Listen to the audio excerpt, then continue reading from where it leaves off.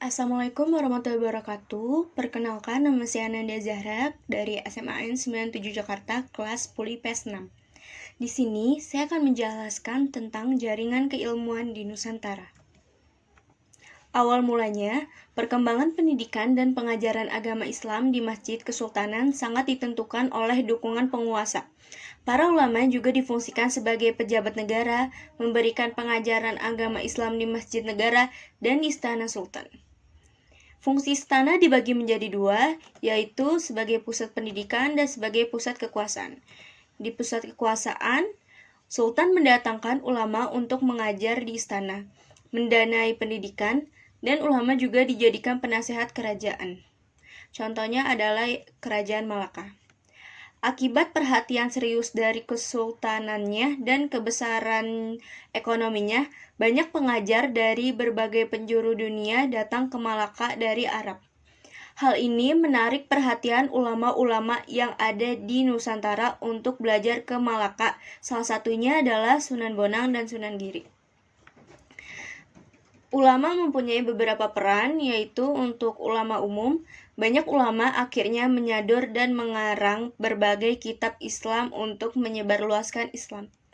Di Aceh, contohnya Sultan Iskandar Muda mendatangkan tokoh tasawuf terkemuka Hamzah Al-Fansuri dan Syamsuddin As-Sumatrani. Syekh Yusuf Al-Makassari pun berguru pada tokoh tersebut. Dari Abdurrauf As-Singkil muncul Syekh Burhanuddin Al-Minangibau dan Syekh Abdul Muhyi Al-Garuti. Untuk peran Wali Songo, memiliki wewenang dalam berbagai bidang, menyebarkan agama Islam menggunakan cara-cara unik agar diterima masyarakat, dan menyesuaikan beberapa nilai dan tradisi lama dengan ajaran Islam. Samudra Pasai, Malaka, dan Aceh Darussalam sangat tersohor dengan sebutan Serambi Mekah dan menjadi pusat pendidikan dan pengajaran agama Islam di Indonesia. Di sini ada beberapa peran kerajaan Islam dalam jaringan keilmuan di Nusantara, yaitu peran Kerajaan Samudra Pasai. Ketika Kerajaan Samudra Pasai mengalami kemunduran di bidang politik, tradisi keilmuan tetap berlanjut.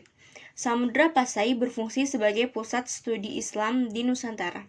Ketika Kerajaan Malaka telah masuk Islam, pusat studi keislaman tidak lagi. Dan yang kedua, ada peran Kerajaan Samudra Malaka.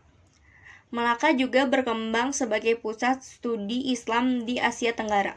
Kemajuan ekonomi Kerajaan Malaka mengundang banyak ulama dari mancanegara untuk berpartisipasi lebih intensif dalam proses pendidikan dan pembelajaran agama Islam. Kerajaan Malaka giat melakukan pengajian dan pendidikan Islam. Dalam waktu singkat terjadi perubahan sikap dan konsepsi masyarakat terhadap agama, kebudayaan, dan ilmu pengetahuan. Proses pendidikan sebagian berlangsung di kerajaan. Yang ketiga, ada peran Kerajaan Aceh. Sultan Iskandar Muda adalah raja yang sangat memperhatikan pengembangan pendidikan dan pengajaran agama Islam. Sultan Iskandar Muda mendirikan Masjid Raya Baitur Rahman dan memanggil Hamzah Al-Fansuri dan Syamsuddin As-Sumatrani sebagai penasehat. Syekh Yusuf Al-Makassari, ulama dari Kesultanan Goa di Sulawesi Selatan, pernah menuntut ilmu di Aceh Darussalam sebelum melanjutkan ke Mekah.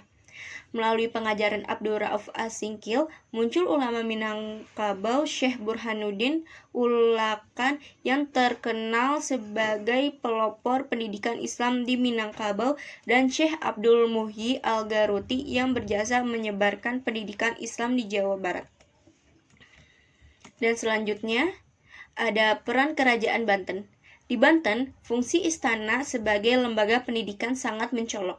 Pada abad ke-17, Banten sudah menjadi pusat ilmu pengetahuan Islam di Jawa. Para dari berbagai negara menjadikan Banten sebagai tempat untuk belajar. Martin van Bruinessen menyatakan, pendidikan agama cukup menonjol ketika Belanda datang pertama kali pada tahun 1596 dan menyaksikan orang-orang Banten memiliki guru-guru dari Mekah.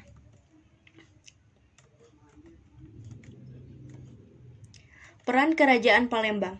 Di Palembang, istana juga berfungsi sebagai pusat sastra dan ilmu agama. Banyak Sultan Palembang yang mendorong perkembangan intelektual keagamaannya, seperti Sultan Ahmad Najamuddin I tahun 1757 sampai dengan 1774 dan Sultan Muhammad Bahauddin tahun 1774 sampai dengan tahun 1804. Pada masa pemerintahan mereka, telah muncul banyak ilmuwan asal Palembang yang produktif melahirkan karya-karya ilmiah keagamaan seperti ilmu tauhid, ilmu kalam, tasawuf, tarekat, tarik, dan Al-Quran.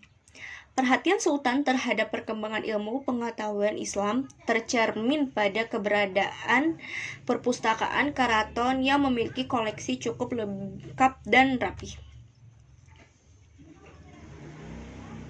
Kesimpulannya dari ini adalah berkembangnya pendidikan dan pengajaran Islam telah berhasil menyatukan wilayah Nusantara yang sangat luas. Hal yang mempercepat proses itu yaitu menggunakan aksara Arab dan bahasa Melayu sebagai bahasa pemersatu perkembangannya pendidikan Islam di istana-istana raja, seolah menjadi pendorong munculnya pendidikan dan pengajaran di masyarakat. Sekian dari saya, mohon maaf bila ada salah kata atau penempatan. Terima kasih. Wassalamualaikum warahmatullahi wabarakatuh.